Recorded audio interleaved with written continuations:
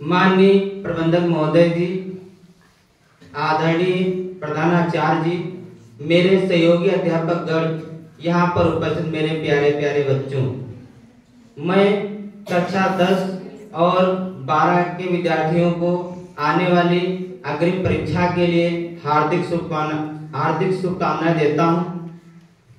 देखिए, विद्यार्थी के अंदर एक गुण होना बहुत जरूरी है, वो है विनम्रता। क्योंकि विनम्रता में ऐसी शक्ति होती है जो क्रोध के कवच को भी फेर सकता है। इसलिए आप सभी को अपने अंदर विनम्रता विकसित करनी चाहिए। हालांकि हमारे स्कूल के सभी बच्चों के अंदर शिष्टाचार, विनम्रता विकसित की है, अभी और विकसित करने की जरूरत है। जब मैं पढ़ता था तब हमने एक कहानी पढ़ी थी, वो हमको याद आई है, आप लोगों को मैं सुनाता हूँ। एक महाराज जी थे, गांव-गांव जाते थे और कथा सुनाते थे। एक दिन एक गांव गए, उस गांव के लोग बहुत ही उदंड रहते थे और उन्होंने महाराज जी का तिरस्कार किया, अपमान किया। फिर भी महाराज जी ने उन लोगों को कथा सुनाई और जाते वक्त आशीर्वाद दिया, आबाद रहो। उसके बाद महाराज जी दूसरे गांव गए, वहां के लोग बहुत ही विनम्र स्वभाव के थे। उन्होंने महाराज जी का स्वागत किया, सत्कार किया, सम्मान किया। फिर महाराज जी ने उनको भी कथा सुनाई, सभी ने ध्यानपूर्वक कथा सुनी। फिर महाराज जी ने उनको आशीर्वाद दिया, उजड़ जाओ। फिर कुछ लोग सोचने लगे कि कैसा बाबा है ये।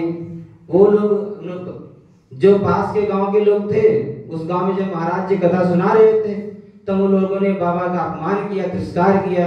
तब बाबा ने आशीर्वाद दिया, आबाद रहो, पर हमने बाबा का इतना सम्मान किया, सत्कार किया, हमसे कह रहे उजड़ जाओ। फिर 2-3 लोगों से उसमें रहा नहीं गया, कहते हैं अभी भी लेते हैं, बाबा सुबह चले जाएंगे। पूछते हैं उन्होंने ऐसा आशीर्वाद क्यों दिया।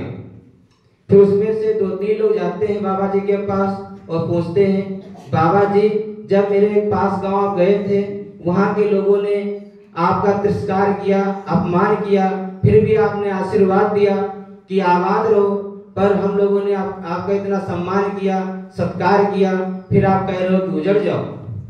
तो बाबा ने कहा, बेटा ये रहस्य की बात है। तो लोगों ने कहा क्या है बाबा। तो महाराज जी ने कहा, देखिए उस गांव के लोग बहुत ही उदंड थे, जहां जाते वहां दुष्टता फैलाते, इसीलिए अच्छा है कि वो एक ही जगह पर पड़े रहे। इसीलिए मैंने उनको आशीर्वाद दिया कि आबाद रहो। आप लोग बहुत ही विनम्र स्वभाव के हैं, जहां भी जाएंगे अपने शिष्टाचार से, विनम्रता से सभी को अपनी ओर आकर्षित करेंगे। हमारे कहने का मतलब ये है कि आप लोग विनम्र बनिए, जहां भी जाइए अपनी विनम्रता से, अपने शिष्टाचार से, अपने आचरण से सभी को अपनी ओर आकर्षित कीजिए। इसके साथ आप लगातार निरंतर परिश्रम और मेहनत करते रहिए। आप लोगों के लिए मैं 2 लाइन बोलना चाहता हूँ। मिलो किसी से ऐसे कि जीवन भर की पहचान बन जाए, बढ़े कदम जमीन पर ऐसे कि लोगों के दिलों में निशान बन जाए। जीने को तो यहाँ जिंदगी सभी जी लेते हैं, पर जिंदगी जियो ऐसे कि औरों के होठों की मुस्कान बन जाए।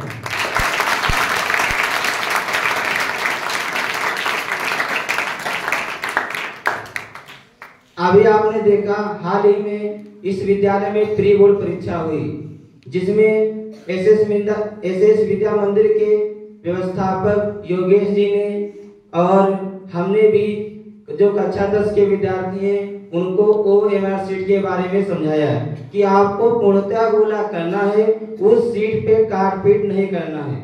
अगर आप उस सीट पे काट पीट करेंगे तो आपके पूरे 20 अंक चले जाएंगे, काट दिए जाएंगे, आपको एक भी अंक नहीं मिलेगा। इसलिए जितने भी कक्षा 10 के विद्यार्थी हैं ध्यान से गोला करेंगे, पूर्णतः गोला करेंगे और जो सीट है उस पे काट पीट नहीं करेंगे। इस समय आपकी परीक्षा आने वाली है, 22 फरवरी से आपकी परीक्षा है, इसलिए सभी बच्चे अपने स्वास्थ्य का ध्यान रखेंगे, क्योंकि अगर आपका स्वास्थ्य प्रभावित हुआ, आप बीमार हो गए तो आपकी जो पढ़ाई है उसमें बाधा उत्पन्न होगी।